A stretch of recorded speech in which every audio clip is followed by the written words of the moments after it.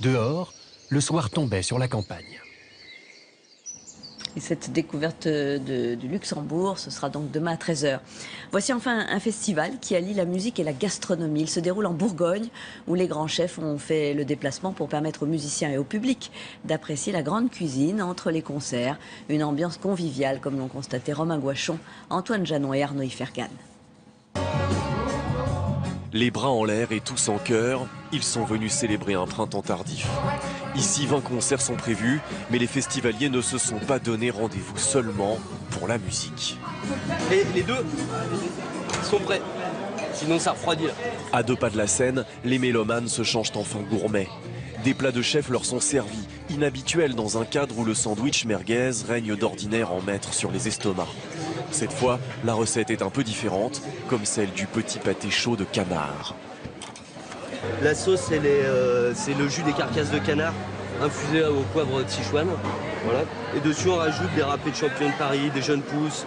C'est bon. C'est les meilleurs côtés de la Bourgogne en fait. Le pinard, la bonne bouffe, la musique, la convivialité. Pour les artistes aussi, lassés des repas de la tournée, c'est une aubaine, quelques heures avant leur concert. Il y a peut-être aussi des poncifs sur les festivals, sur l'idée de la cuisine rapide, de la malbouffe. Donc du coup, on est en France, il y a quelque chose d'un peu particulier. C'est vraiment un moment privilégié pour nous, quoi.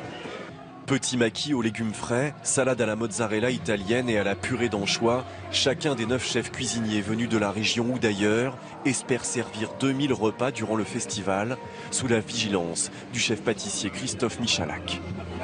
La musique, le cinéma, le théâtre et la gastronomie, la cuisine, la pâtisserie en général, on fait le même travail, on apporte des émotions aux gens. Et tout au long de ce week-end de festivités, 15 000 spectateurs sont attendus au cœur d'une Bourgogne danseuse et gourmande. Et c'est la fin de cette édition. Dans un instant, la météo de Catherine Laborde qui reviendra bien sûr sur cette alerte aux orages dans 7 départements du sud-ouest. Et puis, ce sera nos chers voisins, suivi des enfants de la télé présentés par Arthur. Pour l'information, j'aurai le plaisir de vous retrouver demain à 13 h et à 20 h. Je vous souhaite une très bonne soirée sur TF1. À demain.